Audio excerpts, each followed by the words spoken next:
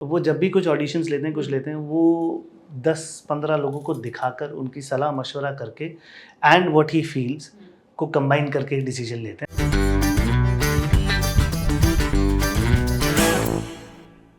डंकी कैसे मिली आपको और कितने सिलेक्शन के राउंड्स हुए?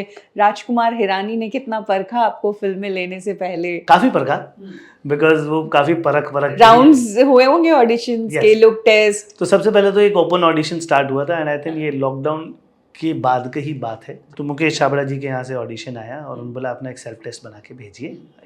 एक स्क्रिप्ट चल रही थी जो कि डंकी की स्क्रिप्ट नहीं थी, पर एक नॉर्मल सीन था जो लिख के आता था जिसमें 2 किरदार थे। उनकी तरफ से ही सीन लिखा हुआ आता था जिसमें बल्ली और बुग्गू के 2 किरदार थे। दोनों किरदारों को आपको ऑडिशन करके भेजना था।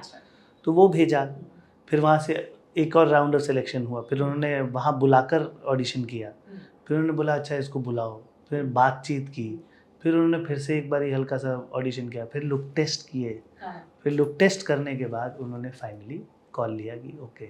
और क्या इस पूरे प्रोसेस में शाहरुख थे हर जगह?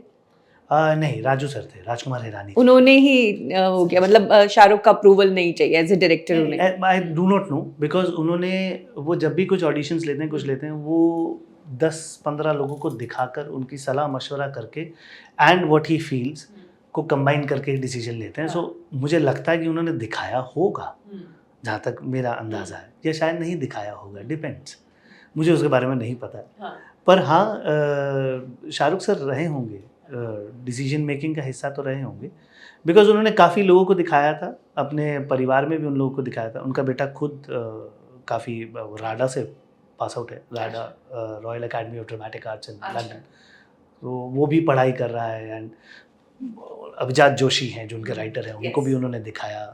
तो वो सब बैठ के ही सहमति उन्होंने एक फॉर्म करी।